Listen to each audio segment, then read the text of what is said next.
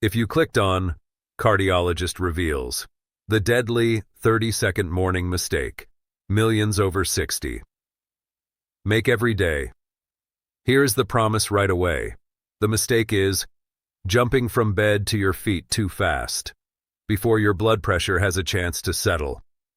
That 30 seconds can matter, not because getting out of bed is dangerous by itself, but because dizziness, certain medications, dehydration, and blood pressure changes can all meet in that first minute. By the end, you'll know the safer morning sequence to use before your first step. In clinical conversations about heart health, balance, and blood pressure, this morning habit comes up more often than people realize. And it matters for people in their late 50s, 60s, and beyond, because mornings are busy in a quiet way. You may be thinking about the bathroom, coffee, the dog, a doctor appointment, or getting the grandkids to school. You may also be taking blood pressure medicine, a water pill, sleep medicine, or pain medicine. This is educational content, not medical advice. Always check with your own doctor before making changes, especially if you have existing conditions. Here is the open question we'll answer. How can one small morning pause protect your balance, your confidence, and possibly your heart? Mayo Clinic describes orthostatic hypotension as low blood pressure that happens when standing after sitting or lying down, and it can cause dizziness, lightheadedness, or fainting. In plain English, your body may need a moment to catch up. Item 1. The bed-to-feet leap. Picture this. Your alarm goes off. You swing your legs over, plant both feet, and stand in one motion. Maybe you've done it for 40 years. Maybe you've always been the person who gets moving quickly. But after lying flat all night, your body has a job to do. When you stand, gravity pulls some blood down toward your legs and belly. Your heart and blood vessels usually adjust. Small pressure sensors near the heart and neck tell the body, tighten the blood vessels, pump a little faster. That adjustment is normal, but if it lags, your brain may get a little less blood for a few seconds. That can feel like a spin, a wobble, or a gray curtain coming down. That is why the 30-second morning mistake is not just about speed. It is about standing before the body finishes its pressure reset. Action today. Before standing, sit on the edge of the bed. Put both feet flat. Take 3 slow breaths. Move your ankles up and down 10 times. Then stand while holding the bed or nightstand. If you feel dizzy, sit back down. That is not weakness. That is information. And the next mistake is the one that makes people rush even when they know they should slow down. Item 2. The bathroom dash. This scene is familiar. It is 6:10 in the morning. Your bladder says, now. Your brain says, move. Your slippers are half on. The hallway is dim. That is when the first step can become risky. The CDC says more than 1 in 4 adults age 65 and older falls each year, and less than half tell their doctor. Falls are also linked to about 3 million emergency department visits each year among older adults. That does not mean every morning trip is dangerous. It means the first steps deserve respect. Here is the mechanism in plain English. You have been lying still. You may be a little dry from the night. Your blood pressure may be shifting. Your eyes may not be adjusted to the light. Add a quick bathroom rush, and your balance has to solve several problems at once. Action today. Put a nightlight between the bed and bathroom. Clear shoes, cords, rugs, and laundry from the path. Sit for 30 seconds before standing. If mornings are urgent, talk with your clinician about bladder symptoms rather than just racing the clock. If you've felt this, you're not alone. Tell me where you're watching from. A lot of people quietly plan their whole morning around the bathroom dash. Now let's look at the hidden reasons some people feel dizzy even when they rise slowly. Item 3. The medication surprise. You may be doing everything right and still feel lightheaded in the morning. That is when we need to look at the medication list. Mayo Clinic lists several medicines that can increase the risk of orthostatic hypotension, including medicines used for high blood pressure or heart disease, such as diuretics, beta blockers, calcium channel blockers, ACE inhibitors, and nitrates. Diuretics are often called water pills. They help the body remove extra fluid. The CDC also notes that medicines for sleep, anxiety, high blood pressure, and chronic pain can sometimes cause drowsiness, loss of balance, slower reaction time, or changes in vision, which may raise fall risk. This does not mean your medicine is bad. Many medicines are protecting you. The issue is timing, dose, and how your body feels in real life. Action today. Do not stop any medicine on your own. Instead, write this sentence for your next visit. I feel lightheaded when I first stand up in the morning. Could any of my medicines be contributing? Also, write down when it happens. Before breakfast, after taking pills, after the bathroom, after standing from a chair. You might disagree with number 3, and I want to hear why. Some people say, my pills have never bothered me. That may be true. But if the symptom is new, the list deserves a fresh look. Next comes the part that sounds almost too simple. Water. Item 4. The dry tank. After a full night, your body may be a little low on fluid. Not always. Not for everyone. But it is common enough to matter. Think of your blood vessels like garden hoses. If there is enough fluid, pressure is easier to maintain. If the tank is low, the system has less to work with when you stand. Mayo Clinic notes that dehydration can decrease blood volume, and mild dehydration can contribute to weakness, dizziness, and fatigue in orthostatic hypotension. Now, here is the important caution. Some people with heart failure, kidney disease, or certain medical plans must limit fluids. So this is not a blanket instruction to drink large amounts of water.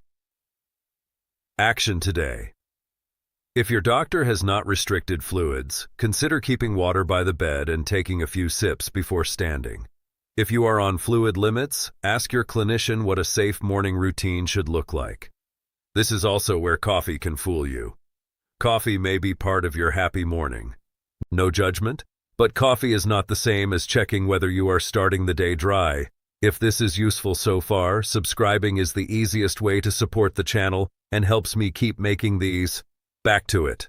Now let's talk about the alarm itself, because the body does not love being startled awake. Item 5. The alarm jolt. A sudden alarm can make the whole morning feel like a fire drill.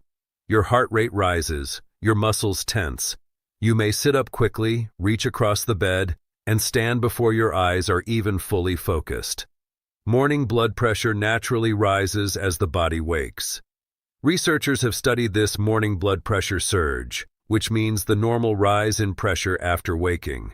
The American Heart Association has reported that high blood pressure raises the heart's workload and increases risk for stroke and heart attack, especially when combined with other risks such as diabetes, smoking, or high cholesterol. That does not mean your alarm is harming you by itself. The safer point is smaller and more practical. Do not let the alarm push you into a sudden leap. Action today. Use a calmer alarm if possible. Keep the clock where you can reach it without lunging. After turning it off, say out loud, "Sit first." It may sound silly, but a spoken cue can interrupt an old habit. This brings us back to the title. Cardiologist reveals the deadly 30-second morning mistake millions over 60 make every day. The safer medical translation is, the first 30 seconds after lying down deserve a pause, not a panic. And now we need to discuss the symptom many people brush off. Item 6. The silent dizziness. A lot of people minimize dizziness. They say, it was just for a second, or I stood up too fast, or I'm fine once I get going. Sometimes that is true. Occasional lightheadedness can happen for simple reasons. But Mayo Clinic says frequent symptoms deserve a healthcare visit, and losing consciousness even briefly is serious. The American Heart Association has also explained that feeling dizzy when standing can come from a sudden drop in blood pressure, called orthostatic hypotension. Again, that means blood pressure drops after you stand. Here is the counterintuitive insight. The dizziness itself may be more useful than the blood pressure number you took later. Why? Because by the time you sit at the kitchen table and put on a cuff, the moment may have passed. Action today. Keep a simple log for 7 mornings. Write time you woke up, whether you felt dizzy, what medicines you took the night before, and whether you had to grab the wall or sit back down. Do not turn it into homework. 4 short lines are enough. Here's the engagement question. Have you ever stood up in the morning and had to grab the dresser, the wall, or the bathroom sink? If yes, what did you think caused it? Next, let's turn all of this into a 30-second routine you can actually remember tomorrow. Item 7. The 30-second reset. This is the practical heart of the video. You do not need a complicated morning ritual. You need a repeatable sequence. Here is the safer 30-second reset. First, roll to your side. Second, sit up slowly and place both feet on the floor. Third, breathe in through the nose and out through the mouth 3 times. Fourth, pump your ankles 10 times, toes up, toes down. Fifth, stand with one hand on something steady. Sixth, pause again before walking. That is it. It may feel too simple, but simple is what works when you are half awake. And please notice what this routine does not do. It does not tell you to fear mornings. It does not tell you to stop medicine. It does not tell you that every dizzy spell means something severe. It gives your body time. Time for blood pressure to adjust. Time for your eyes to focus. Time for your balance to wake up. The CDC STEADY program says there are simple steps people can take to reduce fall risk. This is one of the simplest. Action today. Practice the 30-second reset once during the day when you are not sleepy. Sit on the bed, rehearse the steps, and make it boring. Boring is good. Boring means your body remembers it later. Has this happened to someone you love? Share their story if you're comfortable. A fall or fainting spell can shake a whole family, not just the person who fell. Now, before we close, we need the red flags, the moments when you should not just wait and see. Item 8. The red flag rule. Most morning lightheadedness is not an emergency, but some symptoms need urgent attention. If you faint, even briefly, tell a clinician promptly. If you have chest pain, trouble breathing, a new irregular heartbeat, one-sided weakness, face drooping, trouble speaking, a severe new headache or confusion, seek urgent help right away. Those can be signs of problems that need fast care. Do not try to walk it off when the symptoms are severe or unusual for you. And if you live alone, this matters even more. Action today. Keep your phone within reach of the bed. Make sure one family member or trusted friend knows if morning dizziness has been happening. If you use a medical alert device, wear it at night, not just during errands. This is not about being scared, it is about staying independent. You have lived long enough to know the difference between panic and preparation. We want preparation. Now let's put the whole plan into one clear week. Let's bring it together. The deadly 30-second morning mistake is not that you wake up. It is not that you stand. It is rushing from bed to walking before your body has adjusted, especially if you have dizziness, blood pressure changes, dehydration, or medicines that affect balance. Here are the easiest steps for this week. Step 1. Put a light where your feet land. Step 2. Clear the path to the bathroom. Step 3. Use the 30-second reset before your first step. Step 4. Keep a 7-day dizziness log. Step 5. Ask your doctor or pharmacist for a medication review if this keeps happening. The question to sit with is simple. Am I giving my body time to wake up before I ask it to walk? A safer morning does not have to be dramatic. It can be a nightlight, a glass of water if allowed, a hand on the bed, a pause before the first step. And maybe most important, it can be taking dizziness seriously without being afraid of it. Which part hit closest to home? The bed to feet leap, the bathroom dash, the medication surprise, the dry tank, or the 30-second reset? Drop the phrase below. You've lived this longer than I have. What would you add for someone who wants to stay steady in the morning? Take your time tomorrow morning. Your first step can wait 30 seconds.